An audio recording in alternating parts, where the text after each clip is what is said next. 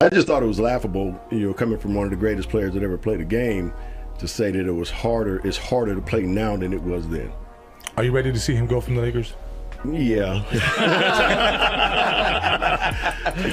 I mean, like I said, I'm a fan, but I don't mince words either. I mean, I think this should be his last year here. First, let's talk about Byron Scott saying that he had an issue with LeBron James saying it's harder today than it was in the past. Look, we always know this is going to be the conversation. Everyone's going to defend the era that they played in. And yes, there was a more physical style of play in the 80s and the 90s. And today we know there's more spacing. There's LeBron James fans all up in their feelings. Just the other day, Shannon Sharp burst into a ball of tears in front of Chad Johnson as he was crying his heart out. Why they don't love LeBron the way that we love him?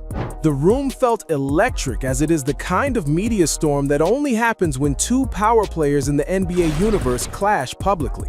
This time it wasn't two players, it was Rich Paul, the agent who moves mountains for his clients, slamming Byron Scott after the Lakers legend publicly criticized LeBron James' role in Los Angeles.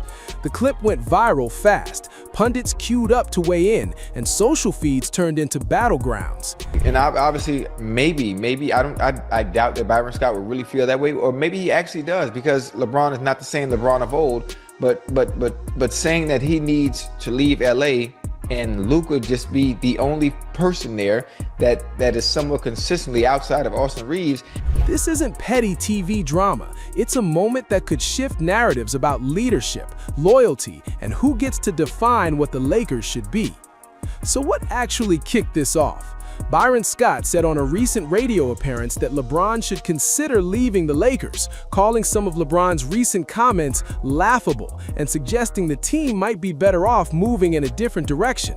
That's a blunt thing to say about an active franchise icon, especially one who has done so much for the organization's profile. LeBron's camp heard it, fans heard it, and Rich Paul heard it, and Paul did not let that slide quietly. And why they want him to leave the Los Angeles Lakers. Even greats and legends of the Los Angeles Lakers, the Showtime era, like Byron Scott. And if Byron Scott says it, believe me, James Worthy thinks it, Magic Johnson thinks it, all those incredible players from the Lakers, the legends. Rich Paul's reaction was short, sharp, and unmistakable. He publicly defended LeBron and made it clear that dissing his client in that fashion was unacceptable.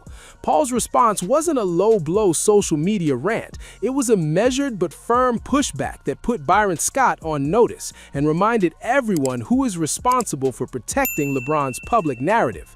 In other words, Paul didn't just defend LeBron as an athlete, he defended the brand and the man. That kind of defense from an agent with influence is not just PR theater, it's a line in the sand. Scott would really feel that way, or maybe he actually does, because LeBron is not the same LeBron of old. But saying that he needs to leave LA and Luka just be the only person there that is somewhat consistently outside of Austin Reeves makes no damn sense. So why is LeBron being the one that's being called out from Byron Scott when all the other issues that even Ray Charles can see that they have going on with the Lakers right now? Here's the part nobody is talking about. This clash isn't about one comment. It's a symptom of ongoing tension between franchise tradition and modern player power. Byron Scott, as a former Laker and three-time NBA champion with LA roots, speaks from an era that worships a certain kind of franchise-first loyalty and old-school standards.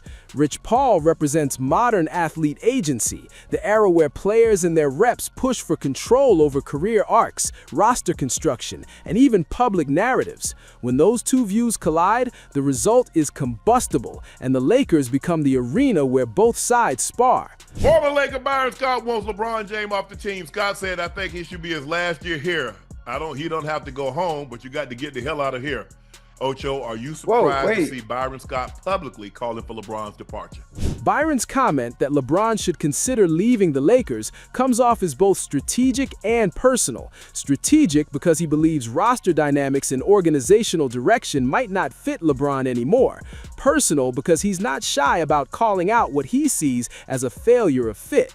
Rich Paul's counter isn't just back your client. It's a broader defense of how modern stars operate, how agents protect their clients, and how legends shouldn't publicly undercut the players still writing their stories. In other words, Paul sees Scott's criticism as outdated and potentially harmful. That's not a small brush-off. It's a public correction of a narrative that could influence fans, management, and other former players. Now let's escalate the narrative. This spat lands while the Lakers are navigating real internal turbulence. Rich Paul has been vocal recently about roster construction, calling the Lakers out publicly when they believe they aren't building a championship-ready supporting cast around his client, and even suggesting trades that ruffled franchise feathers. That friction has occasionally leaked into the open and forced LeBron to walk a tightrope between loyalty to the organization and aligning with his representation's public strategy.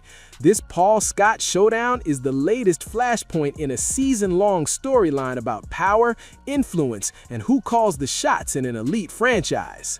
Never really accepted, even though he really revitalized the Lakers organization. This is where it gets dangerous, because the stakes here are reputation and leverage. When a franchise legend like Byron publicly tells a superstar to move on, it can have ripple effects. Owners pay attention, sponsors pay attention, and fans start talking about transition. When an agent like Rich Paul publicly slams that critique, it's a power move that reminds teams and former players that modern superstars have entourages that will engage publicly. The risk is that public sparring distracts from basketball and can create real friction in the front office. The Lakers are trying to win now and manage a future beyond LeBron.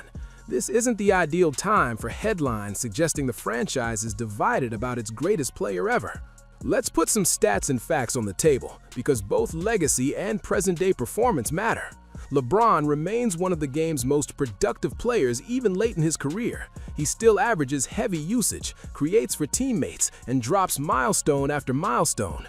Those numbers are the core receipts. But the team's record, defensive metrics, and supporting cast deficiencies are the counter-arguments that fuel critics like Scott. When you have a star whose raw output remains elite, but whose team's playoff ceiling is questioned, you get a vacuum that pundits and former players will fill with hot takes. Rich Paul's defense of LeBron tries to convert those critics into context bearers, reminding the public that numbers alone don't tell the whole story, and that organizational choices matter too. So the Lakers are 35-47 without LeBron. LeBron James comes in and helps them win 2 more freaking games. You can blame it on injuries, whatever. He played over 50 games that season, and he helped them win 2 more games. Here's the part nobody is talking about, and it's personal for LeBron. This isn't merely one critic, it's a former Laker whose weight and voice helped set the historical memory of the franchise. LeBron's relationship to Los Angeles has always been complicated. Glory and controversy have both followed. When a franchise elder suggests LeBron should leave, it can feel like a betrayal to someone who's invested years of his life, heart, and professional currency into that team. Rich Paul's defense functions in part as a shield, not just for LeBron's competitive reputation, but for his standing within Lakers lore. That matters when the franchise debates what's next. Ownership and public perception are influenced by these moments. This is where young players usually make a mistake, as they confuse attention for alignment. Young stars might think public squabbles are a platform to seize, that being loud equals leverage. But when powerful agents and seasoned legends tussle in public, it often backfires for younger players who aren't insulated by influence or long-term legacy. Rich Paul knows how to shield his clients, and his public slams function as a deterrent to other figures who might make offhand comments about LeBron or his role in the league. For rookies watching, the lesson is clear. Pick your moments carefully and understand that public critique of a superstar has consequences beyond clout. I don't care what anybody says, and I think the fans understand. They know that. They know what the Lakers were Kobe last 3 years, and when Kobe left, they know what the Lakers were. I don't know what is this? Right. What are we talking about? If LeBron doesn't come, the Lakers are not selling for $1 billion. Let's widen the lens and fold in other NBA news so the script breathes beyond this single fight. Around the league, stars continue to make headlines. Luka is oscillating between heroics and heated post-game moments. Nikola Jokic continues to redefine big man impact, and trade chatter about reshaping contending rosters is constant. All of these storylines matter because they form the context in which the Lakers and LeBron operate. If the Lakers are perceived as stagnant while other franchises led by Doncic or emerging cores pivot aggressively, critics will use that to justify comments like Scott's. Conversely, if teams like Denver or Dallas stumble and the Lakers find traction, Paul's defense will look prescient. The league's broader ebbs and flows determine whether public critiques age like sour grapes or wise counsel. Byron Scott represents the old guard, those who measure greatness by the muscle of domination, the swagger of championship rings, and the aura of franchise hegemony. Rich Paul represents a new guard of power brokers who ensure players control as much of their destiny as possible, publicly and privately. This argument over LeBron's role in LA is a microcosm of a larger battle. Who gets the final say in how a sport remembers its icons? When agents publicly correct former players, the narrative shifts from what coaches and legends say to what players and their allies decide. Media outlets and social creators love a clear narrative. Legend criticizes, agent defends, fan bases choose sides.